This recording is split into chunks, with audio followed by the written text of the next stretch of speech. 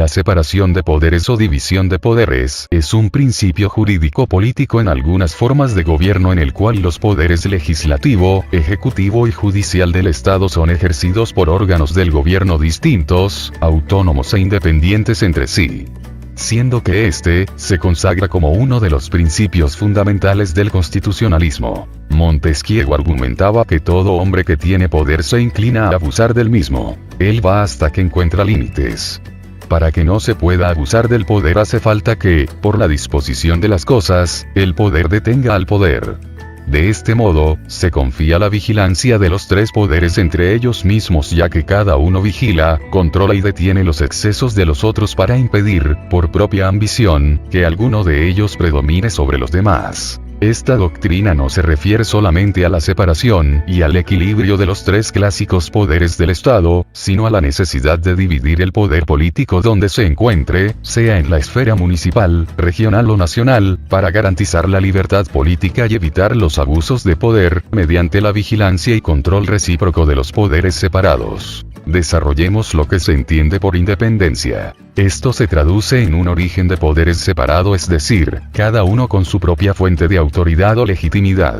En una monarquía constitucional, el derecho divino, la tradición o la costumbre establece la legitimidad política del gobierno del monarca. En una república constitucional, el sufragio directo de los ciudadanos establece la legitimidad política del gobierno del presidente. Los miembros de la legislatura resultan de otras elecciones directas. Aunque usualmente el poder judicial no está separado del ejecutivo y legislativo, mantiene su independencia mediante la autonomía presupuestaria, la estabilidad de los jueces en sus empleos y un salario que no se reduce mientras permanezcan en funciones, además de otros mecanismos. Ningún miembro de un poder puede simultáneamente ser miembro de otro poder. Ningún poder puede impedir la constitución de otro poder. El jefe de Estado, debido a su legitimación, no necesita de la confianza por parte de la legislatura para formar el gabinete y poder gobernar. También debe haber especialización, lo que se traduce en que solo hay un órgano para una sola función, lo que da como resultado una especialización orgánica junto con una especialización funcional, es decir, un órgano para una sola función, siendo ambas de aplicación limitada. Veamos esta especialización de forma más ejemplificada. Especialización orgánica, un órgano. El poder ejecutivo siempre es monocefálico. El jefe de Estado, que puede ser un monarca o un presidente de la República, también es jefe de gobierno, aunque en algunos sistemas el jefe de gobierno es el primer ministro, jefe de gabinete, presidente del consejo o canciller, y es un sujeto distinto al presidente de la República. Los ministros dependen del presidente, que los designa y revoca ad nutum. Los ministros son responsables ante el presidente. La legislatura, por el contrario, puede ser indiferentemente unicameral o bicameral, incluso tricameral, por lo que no hay necesariamente ninguna especialización orgánica para ello. La organización y funcionamiento de los tribunales se apega al principio de unidad jurisdiccional. Especialización funcional, solo una función.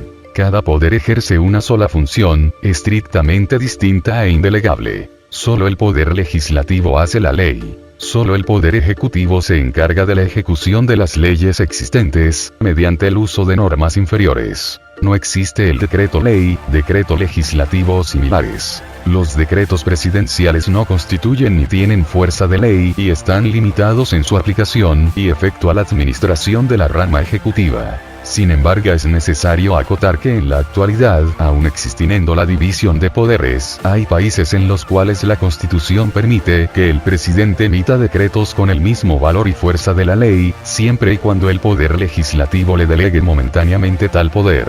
Solo el poder judicial ejerce la potestad jurisdiccional. Pero los poderes no están totalmente separados, debido a la existencia de medios que conectan los poderes, llamados controles y equilibrios, los cuales hacen posible equilibrarlos evitando que cualquiera de ellos sea preponderante. Los controles y contrapesos, también conocidos como controles y equilibrios, pesos y contrapesos, frenos y contrapesos, frenos y contrafrenos o controles y balances, son relaciones mutuas de autoridad que les permite a los poderes controlarse unos a otros y resistir recíprocas intromisiones, limitando a todos dentro de sus propias esferas.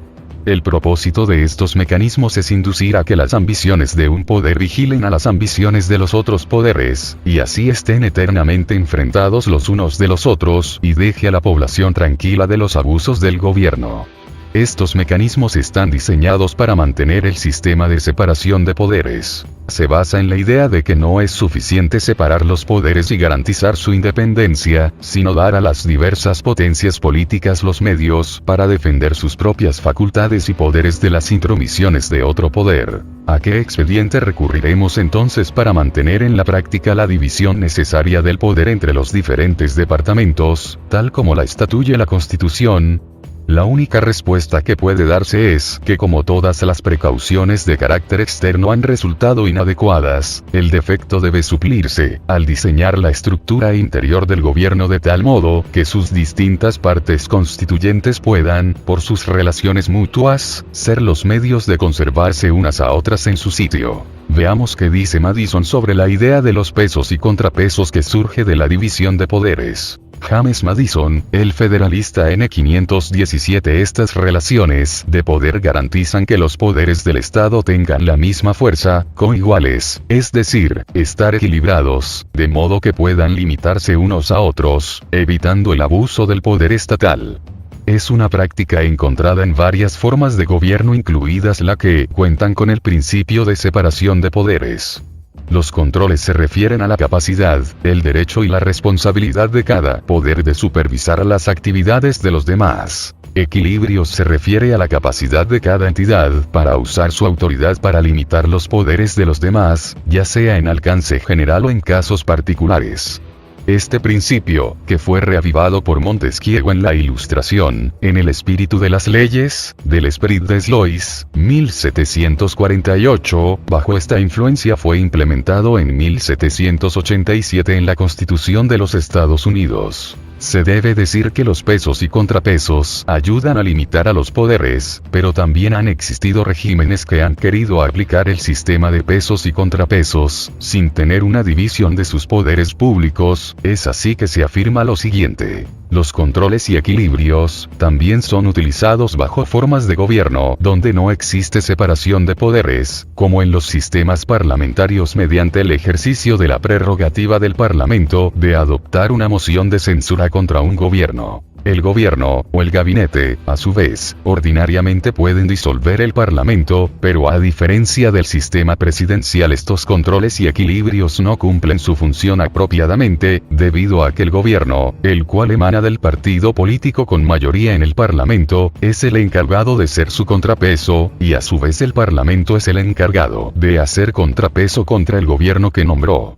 Esta desventaja del sistema parlamentario fue observado por el general Charles de Gaulle durante el parlamentarismo de la Cuarta República Francesa antes del establecimiento de la Constitución de la Quinta República Francesa. Escuchemos el siguiente discurso. Del Parlamento, compuesto por dos cámaras y que ejerce el poder legislativo, huelga decir que el poder ejecutivo no puede proceder, so pena de culminar en una confusión de poderes en la que el gobierno pronto sería nada más que una asamblea de delegaciones.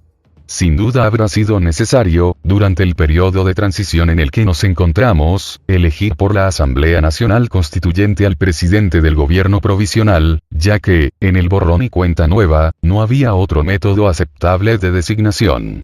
Pero solo puede ser una disposición del momento. En verdad, la unidad, la cohesión, la disciplina interna del gobierno de Francia deben ser cosas sagradas, so pena de ver rápidamente la misma dirección del país se volverá impotente y desautorizada. Pero, ¿cómo se mantendría esa unidad, esa cohesión, esa disciplina a largo plazo si el poder ejecutivo emana del otro poder al que debe de hacer equilibrio, y si cada miembro del gobierno, que es responsable colectivamente ante toda la representación nacional, es, en su puesto, solo el mandatario de un partido? Charles de Gaulle, discurso de Bayeux. Entendido eso, volvamos a redefinir la división de poderes. Se llama división de poderes al acto en el que una nación o país, en busca de la organización gubernamental, separa todo el poder que tiene en distintos organismos, que funcionen de forma individual y se encarguen de atender todas las necesidades del ámbito al que pertenece.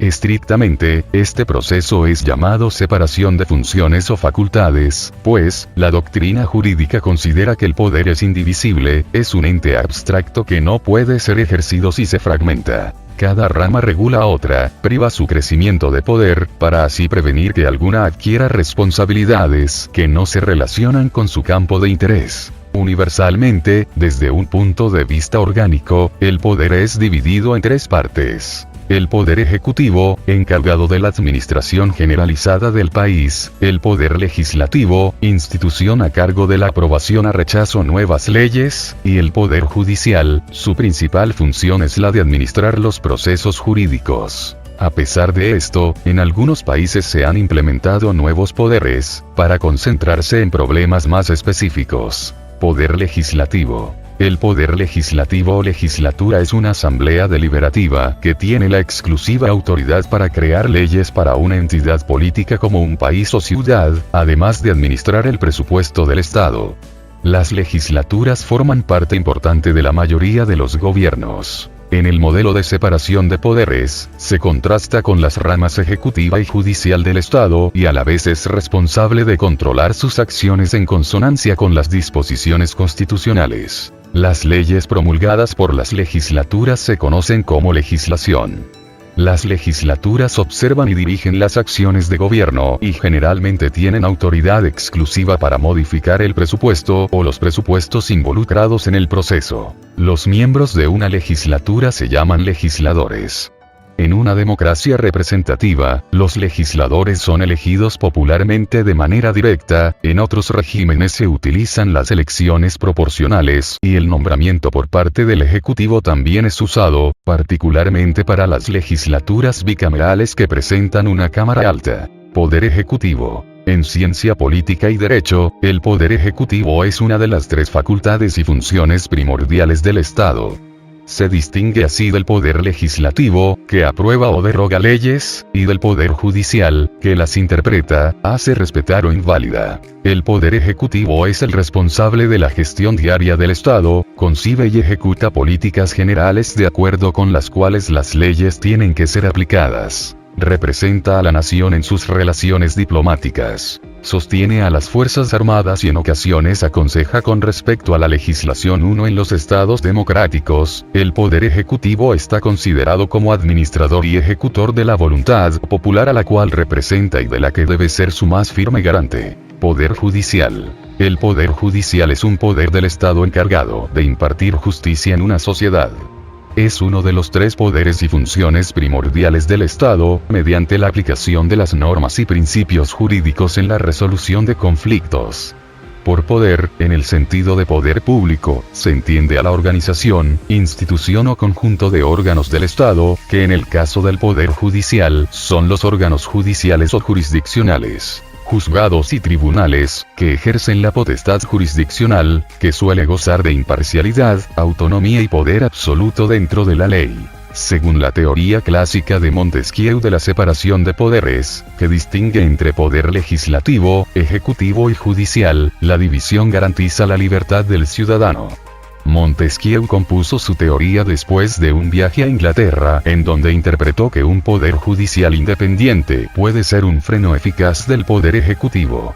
Bajo esta separación de poderes, nace el llamado Estado de Derecho, en el cual los poderes públicos están igualmente sometidos al imperio de la ley.